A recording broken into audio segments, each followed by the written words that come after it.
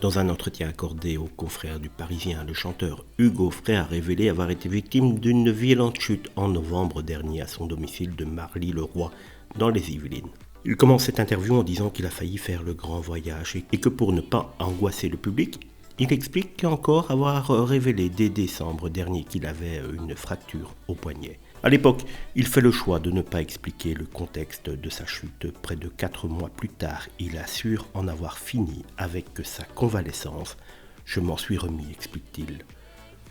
Selon le chanteur, âgé de 93 ans, je vous le rappelle, son malaise est intervenu peu après avoir fait une IRM de ses artères. Pour que les médecins puissent analyser au mieux l'état de santé du patient, ils administrent de manière courante de l'iode. Il s'agit d'un réactif qui permet de faire apparaître des vaisseaux sanguins lors d'un tel examen. C'est justement à ce composé qu'Hugo Frey aurait fait une réaction, en tout cas d'après ce qu'il a expliqué aux Parisiens. J'ai passé une journée parfaite après l'examen, mais alors que je montais dans ma chambre au premier étage, à la dernière marche, j'ai basculé en arrière. J'ai eu un voile complètement noir, je suis tombé la tête la première, se rappelle-t-il auprès de nos confrères. Vous vous en doutez, à son âge, cette chute aurait pu être dramatique bien plus qu'elle ne l'a été. Mais désormais, tout cela est bien derrière lui. D'ailleurs, depuis lors, il a fait son retour sur scène dans le Haut-Rhin.